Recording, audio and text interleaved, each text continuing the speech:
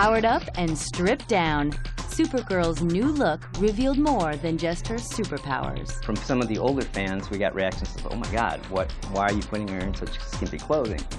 And I would just go, look at any high school, look at what the kids are wearing. We're actually covering her up a lot. How she was designed was really based upon what was happening in pop culture at the time and styles and sensibilities of the girls at that moment.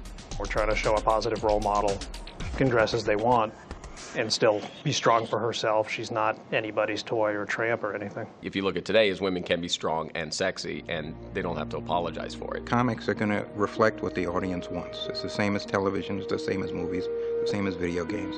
The question of sexuality always comes up in regards to the female characters. I'd argue that there's a question of sexuality with the male characters too. Everybody is idealized in regards to the portrayal of heroes. We over-exaggerate the muscles on the heroes to the sexuality of the female characters. I'm not making excuses for this, but this is a visual medium. And visually, we have to have things that pop up off the page.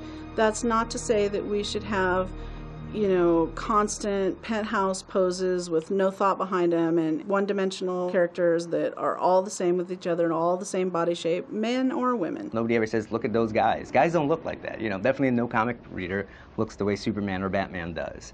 So why shouldn't Supergirl be as idealized as well? Superheroes are the Greek gods of our day. I mean, that's what they are. That's why they're idealized versions of ourselves. So, you know, of course they're going to be good looking. Kara Kent! I think she should be sexy, but the big question is she should be aware of her sexual powers, and should she use them, like to seduce, to tantalize. Again, I'm coming back to Superman, he never does. You are my hero. Call my cell when you're done, and I'll be here in a blink. Sexuality in a female superhero is not necessary or important to be a superhero. That's one of the things that I always want to point out, especially to the young female viewers. From a woman's perspective, we're just bouncing back and forth. We have like the overly virtuous, we have the overly sexual. How do you integrate both and have it still be meaningful? I don't think anybody would be interested in a superhero sex life. Also, it opens a lot of cans. Although the modern Supergirl is more powerful than ever before, she remains a young girl trying to find her place in the world. Kara creates an identifiable connection for young women everywhere, fulfilling her unique role in the DC Universe. When we brought Supergirl back, we want to make sure of a couple of things. That she is much more on a learning curve than Superman is. Superman's already established in his role as a hero. He knows how to act and behave in every situation. But she, being a new hero, doesn't. So there's a learning curve. And things that she has to experience on her own and things that she has to pick up from her other characters is something that we want to explore. Zor-el told me that the yellow sun would give me abilities beyond my wildest dreams, but he definitely never mentioned any fatal weaknesses. It's because he didn't know. The green rocks, they're called kryptonite. It was always through the lens of a girl who falls for the wrong guy, a girl who makes the wrong friends, a girl who thinks she knows everything and then finds out she's wrong. You know, it was always coming from her character first as this young adult trying to make her way in the world. We've gotten her to a point where she can finally confront Superman and say, I don't want to answer to you, I don't want to worry about screwing up and having you wave your finger, and Superman going, that's in your head. I'm not your father, I'm your cousin. We're on equal footing here, which is certainly a difference from the way the original Supergirl was portrayed. I was never happy about Kara going into the family business, but now that she's decided it's what she wants to do, I've tried to step back and let her develop into her own person. I didn't want her living in the shadow of being Superman's cousin.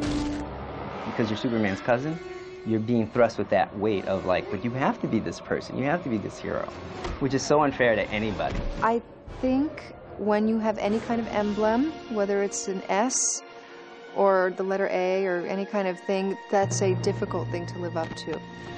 Over the years, she has become more independent. She has stepped out of her cousin's shadow. She's more interesting. And I think it reflects the evolution of women in our society, too. In 2007, the most confident and powerful version of Supergirl to date debuted on Smallville. The Kryptonian cousin launched into live-action television, shaking up Clark's world and making her presence known. Guess the humans are right, Kal-El. Girls do mature faster than boys. Season 7 seemed like a good time to bring in Supergirl because it allowed us to explore Clark's Kryptonian heritage. I will tell you everything you ever wanted to know about the incredible Kara Zor-el in the morning. Get some sleep, okay?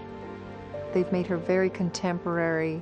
You know, she speaks the lingo, kind of that casual ease, sort of took the, maybe the more two-dimensional aspects out. They're making her very real, very companionable. She's a young teenager. She's a little rebellious, and she thinks she can just flash her powers around and it's fine. These doors would have opened if you'd have just waited. We don't have time to wait for ancient technology. But Clark is kind of a little more subdued in that sense, and he's trying to teach her to just, you know, hold it back a bit. There's a chemistry between them, but more like a brother-sister kind of thing. She loves him. It's her cousin, you know. There's always been a love there for him. They just, like any brother and sister, fight. Guess this family reunion is over. She was actually older than Clark, and so I think that's the other thing that colors her interpretation of Clark is she remembers him as a baby. So in her mind, she's the older cousin and he's the younger cousin, you know, and she was sent to protect him, so it's sort of a weird role reversal for her as well. It's all about control, which you don't have. Get back to me when you can fly, Earth Boy. Has anyone ever told you you're a little uptight? You definitely get that from your father. We've already got a Superman, you know, who's squeaky clean, so you've got to have somebody else who can challenge him, give you some real friction. The spicier, the better, and I'm glad to see that that's the direction they took her in. Why do you care? You're my cousin, Kara. I care about you. Well, family believes in one another, and you betrayed me. You'd rather talk to anyone else but me. They have the same powers, pretty much, the same kind of costume, pretty much, and I think the same sort of backstory, pretty much. Same backstory, pretty much, and the only thing that can set them apart are their attitudes. Watch and learn.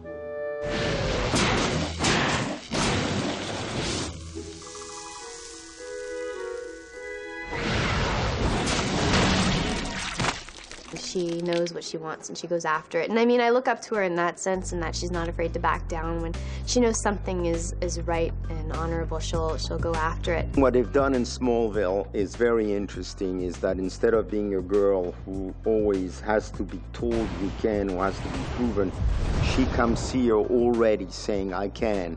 And there's a reversal of roles in a way. She is doing to Clark what most men used to do to women. And that's interesting and right, but you couldn't have done that 25 years ago. I think it's great that after 50 years, Supergirl is still a girl. What Supergirl does is that she portrays a character who's able to step out from the shadow of the character who she's based on. Supergirl is a powerful enough character that she's touched people's lives. And it's very cool to see. I think there's a reason you gravitate towards Supergirl. Like, you want to see a young character living their life. Regardless of what costume she wears or how she may look, she stands for a particular ideal, and more importantly, it's an ideal that most people can relate to and hopefully will continue to relate to. She does the best she can. That's about everything a role model can do. She stands for what all women should, which is that you can be your own woman and you don't need anybody, and you can be strong and defend yourself and be intelligent and still kick ass. This is an amazing challenge, to be this kind of person, to be as selfless as Superman has turned out to be. It's a really remarkable set of choices as a character. Supergirl has come a long way since her Wallflower days, proving herself in a Superman's world.